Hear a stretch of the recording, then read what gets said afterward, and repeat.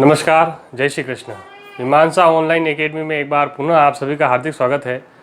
आदिकाल की पूरी श्रृंखला आपके सामने प्रस्तुत कर रहे हैं हम। इसमें एपिसोड 1 पूरा हो चुका है। अब हम आज एपिसोड 2 लेकर आए हैं। दोस्तों, पंडित गणेश बिहारी मिश्र, श्याम बिहारी मिश्र और सुखदेव बिहारी मिश्र, ये तीनों सगे भाई थे और मिश्र बंधु नाम से ये रचना करते थे। इन्होंने मिश्र बंधु विनोद नामक हिंदी साहित्य का एक वृहत इतिहास सन 1913 में 3 भागों में प्रकाशित करवाया था और इसका चतुर्थ भाग 1924 में प्रकाशित हुआ। इसमें कुल मिलाकर 4591 कवियों व लेखकों का विवरण है। तो दोस्तों, हमें ये ध्यान रखना है कि ये तीनों मिश्र बंधु विनोद नाम से इन्होंने एक रचना लिखी थी, मिश्र बंधु विनोद के नाम से। तो ये कुछ खास बातें हैं। दूसरी बात हम आगे बात करें नोट्स के रूप में, शिव सिंह सेंगर तथा ग्रियर्सन के ग्रंथों को आचार्य शुक्ल ने वृत्त संग्रह कहा है। तो आचार्य शुक्ल ने वृत्त संग्रह शब्द का प्रयोग किसके लिए किया है? शिव सिंह सेंगर तथा ग्रियर्सन के ग्रंथों को। तो ग्रियर्सन का ग्रंथ कौन सा हो गया? Modern vernacular literature of Hindustan. और शिव सिंह सेंगर का ग्रंथ कौन सा हो गया? शिव सिंह सरोज। तो इन दोनों ग्रंथों को आचार्य शुक्ल ने वृत्त संग्रह कहा है। E.F. केई ने a history of Hindi literature में हिंदी की शेषवावस्था का वर्णन किया है। हिंदी साहित्य में उठने वाले महत्वपूर्ण आंदोलनों को काल विभाजन का आधार बताया है। एडविन ग्रिप्स ने a sketch of Hindi literature नामक साहित्य इतिहास लिखा, जिसमें उन्होंने हिंदी साहित्य के 5 भाग किए और हिंदी के भविष्य पर एक सुंदर अध्याय लिखा। अब बात करते हैं कि इंपॉर्टेंट बुक की, सूर्यकांत शास्त्री कृत हिंदी साहित्य का विवेचनात्मक इतिहास। तो दोस्तों, हमें ये ध्यान रखना है, हिंदी साहित्य का विवेचनात्मक शब्द यदि बीच में आ जाए तो वो किसकी पुस्तक है? सूर्यकांत शास्त्री की पुस्तक है। इस पुस्तक में प्रमुख कवियों पर लंबी और तुलनात्मक समीक्षाएं प्रस्तुत की गई हैं। अब मैं आगे बात करता हूँ श्याम सुंदर दास की। दोस्तों, श्याम सुंदर दास कृत हिंदी भाषा और साहित्य, ये किताब बहुत इंपॉर्टेंट है। हिंदी भाषा और साहित्य, यह किसकी लिखी हुई है? डॉक्टर श्याम सुंदर दास की। तो डॉक्टर श्याम सुंदर दास कृत हिंदी भाषा और साहित्य में हिंदी भाषा भाग के 6 अध्याय हैं और साहित्य भाग में 10 अध्याय हैं। अब दोस्तों, एक और लेखक हुए विद्वान रमाशंकर शुक्ल रसाल। तो रमाशंकर शुक्ल रसाल जो है, इन्होंने हिंदी साहित्य का इतिहास नाम से पुस्तक लिखी। इसी नाम से, जिस नाम से आचार्य रामचंद्र शुक्ल ने लिखी हिंदी साहित्य का इतिहास, उसी नाम से रमाशंकर शुक्ल रसाल ने भी एक किताब लिखी थी। अयोध्या सिंह उपाध्याय हरिओत द्वारा लिखित हिंदी भाषा और साहित्य का विकास। दोस्तों, यहाँ पर एक बहुत बड़ी बात आपको ध्यान रखनी है। श्याम सुंदर दास की किताब का नाम है हिंदी भाषा और साहित्य, और अयोध्या सिंह उपाध्याय हरिओत की पुस्तक का नाम है हिंदी भाषा और साहित्य का विकास। तो जब हरिओत की बात करते हैं तो उस नाम दोनों का सेम है, लेकिन उसमें पीछे का विकास शब्द ज़्यादा जुड़ जाता है। श्याम सुंदर दास की पुस्तक का नाम है हिंदी भाषा और साहित्य, अयोध्या सिंह उपाध्याय की पुस्तक का नाम है हिंदी भाषा और साहित्य का विकास। तो इसमें कवियों की भाषा के संबंध में विशेष उल्लेख है। राम कुमार वर्मा कृत हिंदी साहित्य का आलोचनात्मक इतिहास। दोस्तों, ध्यान रखना है, जब आलोचनात्मक शब्द यदि बीच में आ जाए तो वो किसने लिखी? राम कुमार वर्मा ने। और यदि बीच में विवेचनात्मक शब्द आ जाता है तो वो किसने लिखी? सूर्यकांत शास्त्री ने लिखी। तो राम कुमार वर्मा कृत हिंदी साहित्य का आलोचनात्मक इतिहास में आदिकाल और भक्ति काल का ही उल्लेख है। इसका दूसरा प्रस्तावित खंड अभी तक नहीं बना। ये हमें बहुत ध्यान देने वाली बात है। दोस्तों, विश्व भारती की अहिंदी भाषीय साहित्यकों को हिंदी साहित्य का परिचय कराने हेतु आचार्य हजारी प्रसाद द्विवेदी ने जो व्याख्यान दिए, उन्हें संशोधित परिवर्धित करके हिंदी साहित्य की भूमिका रूप में प्रकाशित कराया गया। इसमें हिंदी साहित्य को अखिल भारतीय से संबद्ध करने का प्रयास किया गया। तो हिंदी साहित्य की भूमिका ये किसने लिखी है? आचार्य हजारी प्रसाद द्विवेदी ने लिखी है। डॉक्टर लक्ष्मी सागर वार्ष्णेय ने आधुनिक हिंदी साहित्य। दोस्तों, ये पुस्तक का नाम तो एक तो मैंने पहले बताया था आपको, भाग 1 में हिंदुई साहित्य का इतिहास। तो ये हिंदुई साहित्य का इतिहास किसने लिखा था? डॉक्टर लक्ष्मी सागर वार्ष्णेय ने। इसी तरह से लक्ष्मी सागर वार्ष्णेय ने पुस्तक लिखी आधुनिक हिंदी साहित्य। इसमें 1850 से 1900 ईस्वी तक के साहित्य के विकास की शोधपरक अध्ययन सामग्री इसमें मिलती है, यानी ये रिसर्च परक अध्ययन सामग्री इसमें मिलती है। अब एक विद्वान हुए डॉक्टर कृष्णलाल। डॉक्टर कृष्णलाल ने आधुनिक हिंदी साहित्य का विकास, दोस्तों ध्यान रखना, आधुनिक हिंदी साहित्य ये पुस्तक तो लिखी है डॉक्टर लक्ष्मी सागर वार्ष्णेय ने, और यदि इसमें मैं विकास शब्द और जोड़ दूं यानी आधुनिक हिंदी साहित्य का विकास, तो ये पुस्तक लिखी है डॉक्टर कृष्णलाल ने। तो डॉक्टर कृष्णलाल ने आधुनिक हिंदी साहित्य का विकास नाम से ग्रंथ लिखा।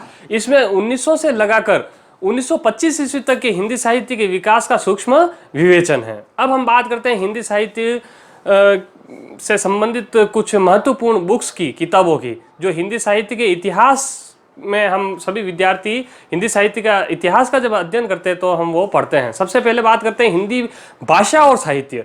हिंदी भाषा और साहित्य किसने लिखी? श्याम सुंदर दास। यहाँ पर तुलना करने की बात है, हिंदी और भाषा और साहित्य का एक टाइटल आ जाता है, शीर्षक, तो वो श्याम सुंदर दास। और इसी में मैं अगर का विकास शब्द जोड़ दूँ, हिंदी भाषा और साहित्य का विकास, तो ये लिखी है अयोध्या सिंह उपाध्याय हरिओध ने।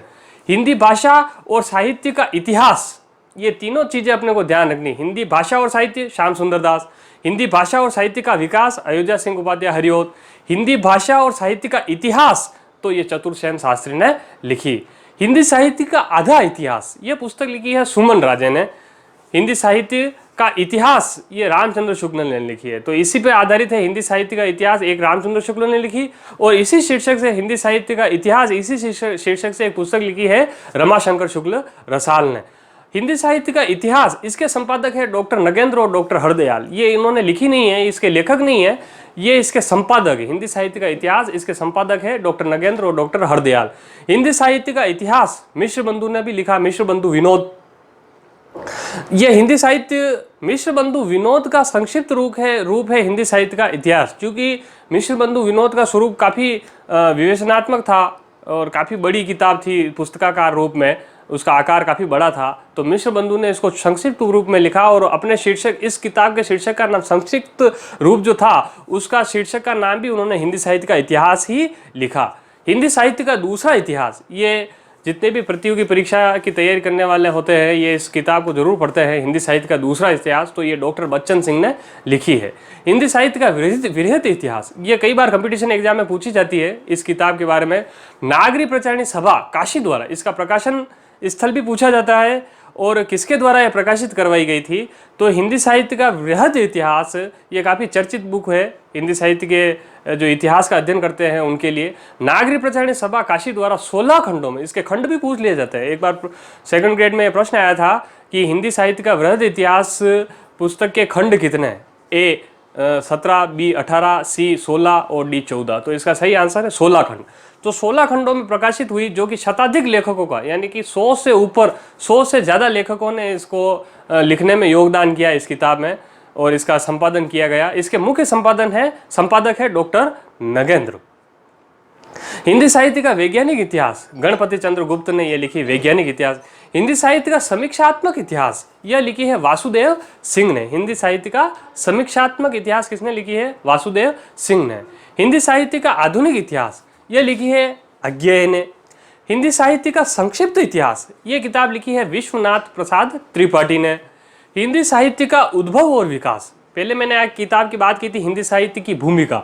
हिंदी साहित्य की भूमिका लिखी है आचार्य हजारी प्रसाद द्विवेदी ने।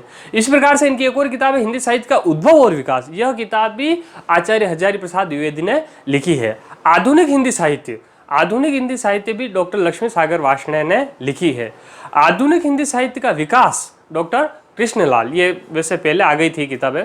आधुनिक हिंदी साहित्य का इतिहास डॉक्टर कृष्ण शंकर शुक्ल। आधुनिक हिंदी साहित्य की प्रवृत्तियां, यह किताब लिखी है नामवर सिंह ने। हिंदी साहित्य की कहानी, यह पुस्तक लिखी है प्रभाकर माचवे ने। हिंदी साहित्य और संवेदना का विकास, यह किताब लिखी है राम कुमार वर्मा ने। हिंदी साहित्य और संवेदना का विकास, यह किताब राम स्वरूप चतुर्वेदी ने लिखी है। राम कुमार वर्मा ने जो किताब लिखी है हिंदी साहित्य का आलोचनात्मक इतिहास, पहले आ गई, यह 1938 में आई थी। विक्रम संवत है इसका 1995, और इसमें आदिकाल और भक्ति काल के बारे में ही विवेचन मिलता है, आधुनिक काल इसमें नहीं है आलोचनात्मक इतिहास में। हिंदी साहित्य का इतिहास, ये मैंने पहले ही बता दिया आपको, रमाशंकर शुक्ल ने भी इसी शीर्षक से लिखी, डॉक्टर नगेंद्र ने भी इसी शीर्षक से लिख रखी है किताब हिंदी साहित्य का इतिहास, शुक्ल जी ने भी लिख रखी है। तो इस तरह से कई ऐसे लेखक हैं जिन्होंने हिंदी साहित्य का इतिहास शीर्षक से किताबें लिखी है। हिंदी साहित्य का विवेचनात्मक इतिहास, इसकी बात हमने पहले ही कर ली, सूर्यकांत शास्त्री ने लिखी। दोस्तों हमारी ये बात करते हैं काल विभाजन और नामकरण की काफी समस्या रही आदिकाल में। तो हिंदी साहित्य के इतिहास ग्रंथों में काल विभाजन के लिए 4 पद्धतियों का आश्रय लिया गया। प्रथम पद्धति में क्या किया जाता है, इसमें साहित्य इतिहास का विभाजन 4 युगों या 4 कालखंडों में किया जाता है, जैसे आदिकाल, भक्तिकाल, रीतिकाल और आधुनिक काल। आचार्य शुक्ल और नागरी प्रचारणी सभा ने इस पद्धति को अपनाया। कौन सी पद्धति? जो पहली पद्धति है, इसको यानी कि साहित्य इतिहास का 4 युगों कालखंडों में विभाजन करने का जो तरीका है, नागरी प्रचारणी सभा ने और शुक्ल जी ने इसको अपनाया है। द्वितीय पद्धति में 3 युग होते हैं, आदिकाल, मध्यकाल और आधुनिक काल। इसमें 4 युग नहीं होते हैं, 3 युग होते हैं। गणपति चंद्रगुप्त और भारतीय हिंदी परिषद इतिहास में इसी का अनुसरण किया गया है। अब हम बात करते हैं तीसरी पद्धति की। तीसरी पद्धति में विधा क्रम से विभाजन किया जाता है। इसमें समस्त साहित्य का एक साथ अध्ययन करने की अपेक्षा कविता तथा गद्य साहित्य की विविध विधाओं के इतिहास का वर्गीकृत विवेचन प्रस्तुत किया जाता है। अनेक खंडों में उपलब्ध साहित्य इतिहास ग्रंथ इसके उदाहरण हैं। अब हम बात करते हैं हिंदी साहित्य के इतिहास के अध्ययन करने की चौथी पद्धति। चौथी जो पद्धति है वो ऋजु पद्धति है। ऋजु पद्धति में शुद्ध कालक्रम के अनुसार वस्तुगत विभाजन को ही यथार्थ माना जाता है। इस पद्धति का प्रारंभ शुरुआत में विदेशी विद्वानों द्वारा किया गया था। विदेशी विद्वान कौन, किनकी बात करें हम? डॉक्टर ग्रियर्सन ने modern vernacular literature of Hindustan के 12वें अध्याय में काल क्रम का स्पष्ट निर्देश किया है। तो जो डॉक्टर ग्रियर्सन का जो ये 12वें अध्याय में काल विभाजन का जो स्पष्ट प्रयास है, वो ऋजु पद्धति का एक सर्वश्रेष्ठ उदाहरण। हम बार बार ग्रियर्सन का काल विभाजन पढ़ते हैं और उसके 12 भागों में उसको बांटा, ये बात हम पढ़ते हैं, लेकिन हमें इस बात का ध्यान नहीं रहता है कि ये कौन सी पद्धति, ये ऋजु पद्धति, क्योंकि इसमें काल विभाजन तो किया गया है, लेकिन काल विभाजन भी किस आधार पर किया गया? वस्तुगत आधार पर सूक्ष्म काल विभाजन किया गया है। तो इसमें हम बात करते हैं, सबसे पहले ग्रियर्सन ने जो काल विभाजन किए 12 भागों में बांटा है। सबसे पहले बात करते हैं चारण काल। चारण काल को उन्होंने माना है 700 से 1400 ईस्वी तक। उसके बाद दूसरे नंबर पे 15वीं शताब्दी का धार्मिक पुनर्जागरण।